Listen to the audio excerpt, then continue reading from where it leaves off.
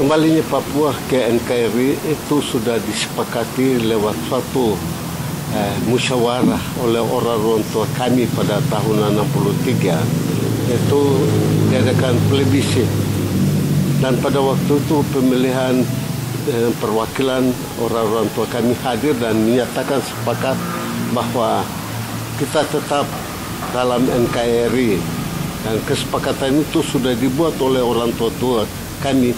Maka kami sekarang harus mengakui itu dan melanjutkan kesepakatan yang sudah dibuat pada tanggal 1 Mei 1963. Ya, kembalinya NKRI pada waktu itu tidak ada paksaan. Itu suatu keputusan yang diambil oleh orang tua kami dengan suatu penuh kesadaran dan penuh tanggung jawab, dan itu kesadaran yang timbul dari dalam hati beliau-beliau pada waktu. Perkembangan pada waktu setelah terintegrasi ke Republik Indonesia itu pembangunan berjalan dengan baik.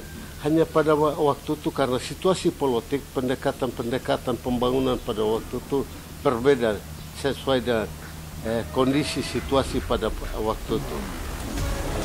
Pada waktu itu di zaman pemerintahan Presiden pertama Republik Indonesia Soekarno, setelah dilakukan pembahasan dan Papua kembali ke Papua, maka terjadi G30S sehingga pembangunan tidak berjalan sebagaimana yang diharapkan.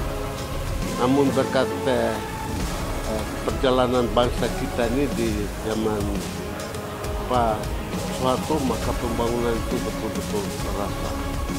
Di mana pembangunan terutama sektor infrastruktur, perhubungan laut, udara, itu begitu nampak sekali.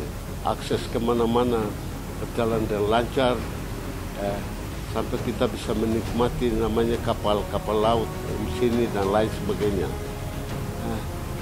Memasuki tahun-tahun selanjutnya setelah Pak Soeharto dan Pak Habibie, itu pembangunan makin gencar. Ya, yang kami sangat rasakan itu dengan pemerintah memberikan Undang-Undang 21 tentang otonomi khusus Papua.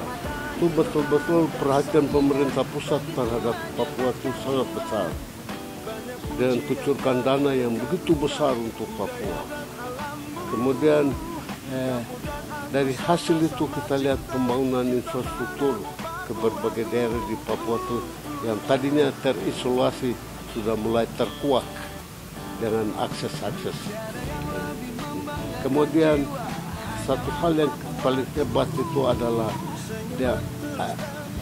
akses IT, di mana pemerintah bangun telekomunikasi sehingga kita bisa berkomunikasi dengan siapapun di seluruh Indonesia ini. Jalan sekarang sudah bagus, sudah tembus, sudah baik. Saya minta terima kasih. Kalau jalan yang sudah dibangun, saya sudah akui.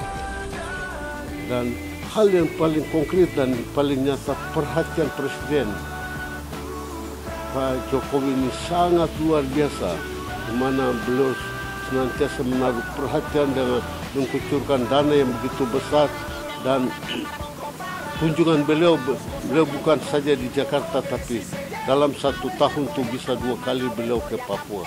Ini suatu perhatian yang sangat luar biasa dari pemerintah pada provinsi Papua ini. Harapan kami ke depan Papua itu harus bisa menyamai dengan daerah-daerah lain di Indonesia. Apalagi dengan otonomi khusus, pemerintah memberikan kepercayaan dari tingkat gubernur sampai di bawah itu semua orang asli Papua. Dan ini pemimpin kita orang Papua yang menduduki jabatan-jabatan strategis ini harus bekerja dengan hati pada masyarakat, dan terutama kaum muda. Saya pesan, mari tingkatkan kapasitas adik-adik, terutama belajar, supaya dengan belajar dan pengetahuan yang dimiliki kita membangun Papua ini. Kita bisa berkompetisi dengan saudara-saudara kita yang ada di daerah lain di dalam negara kesatuan Republik Indonesia ini. Sebab negara ini milik kita bersama. Olehnya itu kita harus bangun negara ini dengan kapasitas dan kompetensi yang kita miliki. Dan ini perlu kita membuka diri agar terjadi kompetisi. Tanpa kompetisi bahwa kita tidak akan mampu mengukur kemampuan kita. Itu harapan saya. Papuaku, Indonesiaku.